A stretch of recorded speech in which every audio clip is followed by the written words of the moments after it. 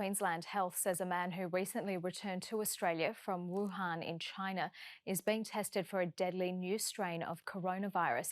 Queensland Chief Health Officer Jeanette Young spoke on the issue a short time ago. COVID-19 at the Apollo restaurant in Potts Point in Sydney that was given a thorough scrub in the United States.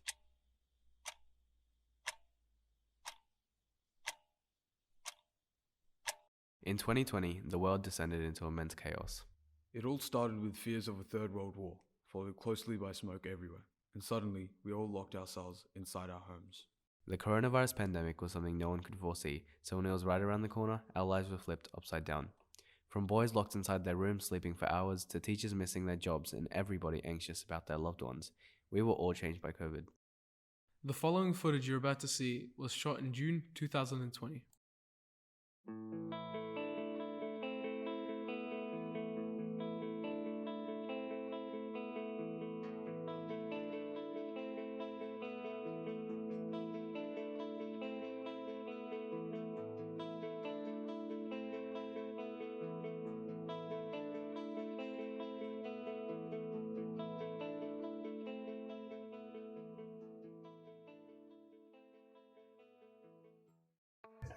Absolutely 100%.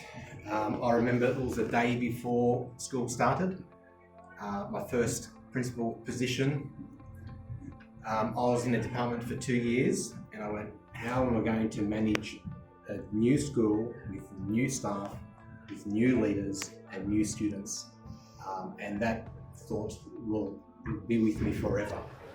I remember it quite fondly, in a strange about ways.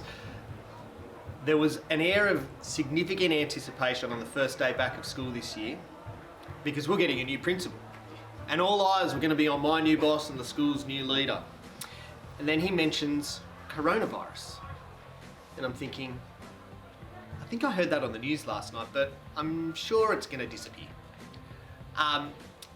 But sure enough, as prophetic as he has been from day one, Mr. So was on the money, and this has been something that's shaped our everyday lives and school lives ever since. When it really got serious was also, I think, in that same week where Mr. So said, get ready for school closures.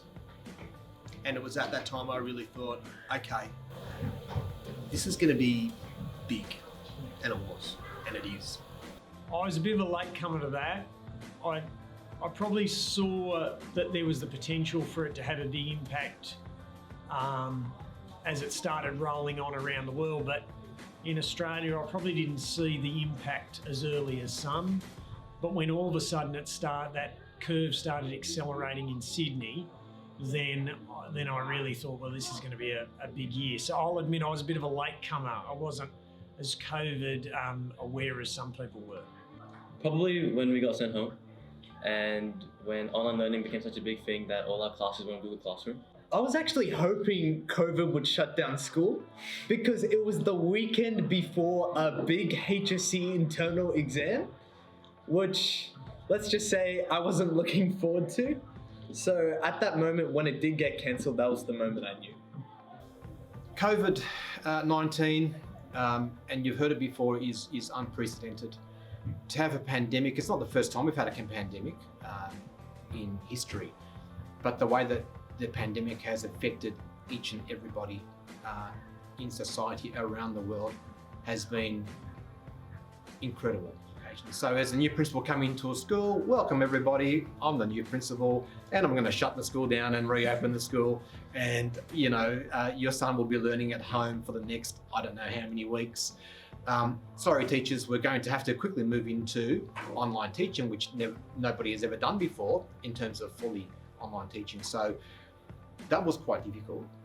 It was a really big adjustment for teachers because while we had a sense that perhaps schools might be closed, we didn't actually know when it was going to happen, and we only really had a few days' notice. And it really exposed that there were, I guess, divisions in practice. A lot of teachers did already use Google Classrooms and were quite confident with it. Some teachers had never even been onto the platform. So it was a steep learning curve, but staff were really supportive of one another. while it was quite frantic and hectic and a bit stressful when it first kicked off, it actually rapidly upskilled all staff. And I think that now more teachers are using Google Classroom as just part of their daily practice. So it kind of forced us into things that we weren't familiar with. And yes, it was stressful, but long term, I think that the benefits will be seen for students and for teachers. The performing arts on the performing ensembles program was hit very hard. We started to try and bring everything back at the beginning of term 3, but that was sort of knocked on the head pretty early. I'm just really trying to get that program up and running again. So that was really hard to sort of see all the instruments sort of just sitting there with no one to play them, and the music just wasn't around anymore, and it was really hard to see. But we were doing our best to get it back on track. I found that I was quite unproductive at home because I was easily distracted. I felt like I was very isolated, like I didn't have the social interaction that we had when we were at school. The good things were you could sleep in, you could manage your time the way you wanted to, so you didn't have to do all your work in 75 minutes. You could give yourself 5-minute breaks. But the bad thing was it was hard to motivate, especially without your teachers. Like they'd give you a lot of stuff to do and you had to get that done. Like when you're in a heated pool and you get out. A little sobering having to wake up real early in the morning, but you know, after a week or two you get into it, it's better for actual schoolwork. When I came back, it was a lot better to be back in the learning environment, but it was also good because we now had a bunch of online resources so that I could work from home as well as at school, just help me get more done. Nice seeing all my friends again, and I feel like I really appreciated being able to talk to my teacher in person and get immediate feedback and stuff. Oh, it was good actually. It took a little bit of adjusting, getting back to normal and stuff, but I feel like we got into it and it just made it everything went back to normal kind of. It sounds fun not being at school, but I learned that I actually really enjoy it. You know, like for all of high school, you go from thinking, oh, you know, I love the days I'm sick, I get to stay home and get on the computer. But after a while, it does get a little boring. And you miss the boys. Like I miss being with Ambrose here.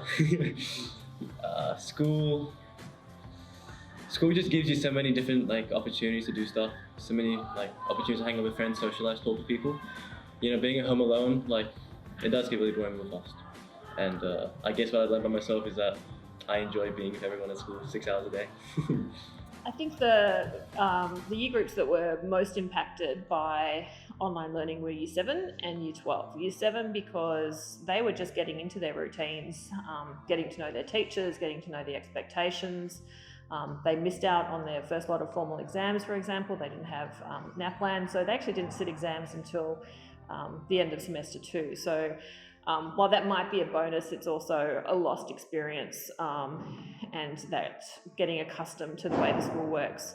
For Year 12, I think it was pretty stressful. They were very resilient, they were led very well by their captain, but it was tricky for a lot of them to maintain that work ethic when they were isolated at home. And I think that anecdotally, the units that were taught at home were taught really well, and we know that the kids did the work and they got feedback, but it didn't stick quite the same way that knowledge sticks when you are in a classroom with your peers and with a teacher. So I think it was a really interesting learning curve for Year 12, and I hope that the HSC markers are very kind to them. Can I say to you, students there, intelligent people become anxious because you think deeply about things.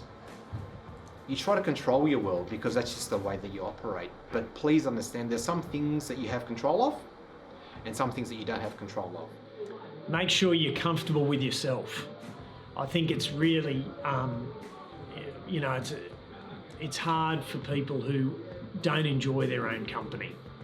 It sounds a silly thing to say in some ways. I see it when people retire, that they all of a sudden lose that work interaction because they haven't got something that drives them in life. But you can't just be work focused. You've got to actually be comfortable in your own skin. So those moments when you are isolated for some reason or another, it won't just be COVID, there's other times. that your mental health doesn't go to pieces. You can find solace in the fact that everyone's experiencing the same sort of thing. You know, we're all going through the same struggles, being stuck at home, you know, social distancing, sanitizing our hands, you know, not being with the boys, as Amro said. But at the end of the day, right, the pressures that are applied on us only allow us to grow and prosper as individuals in the future, I think. It hardens us, it makes us tougher, and it makes us more resilient at the end of the day. So you'll come out of this a stronger person, I think.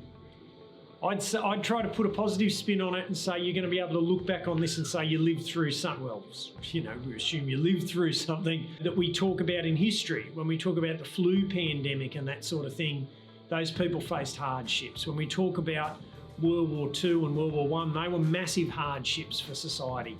And this is another one of those. And I'd try to say to students, I know it's hard, I know it's challenging, but you're going to come out the other side and then you're going to be able to say, oh, I lived through that and these were the challenges, and you need to tell those stories so that future generations know the challenge of those sorts of things. So it's not just a lesson in a history book. In the end, we're still trying to return to our normal lives.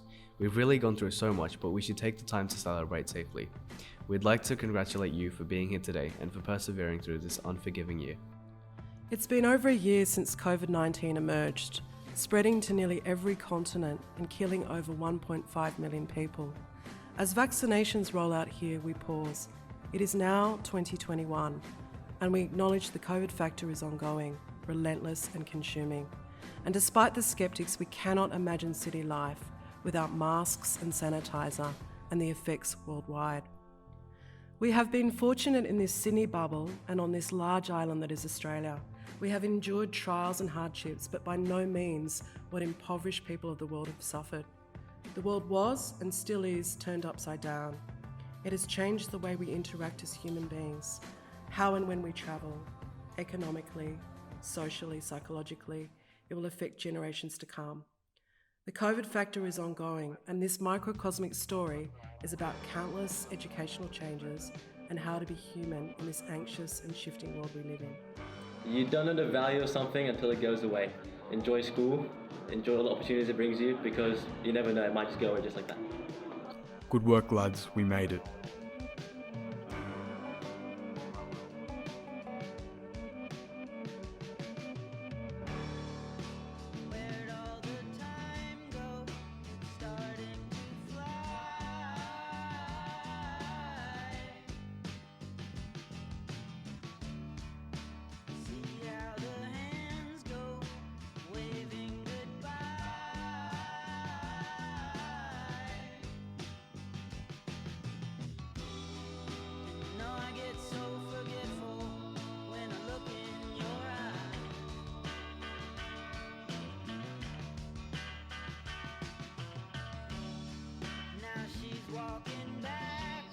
How you want me?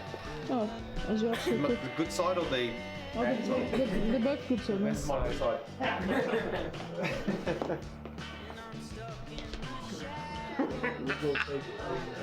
This camera's still on. Yeah. Put in the outtakes. It makes some good B-rolls.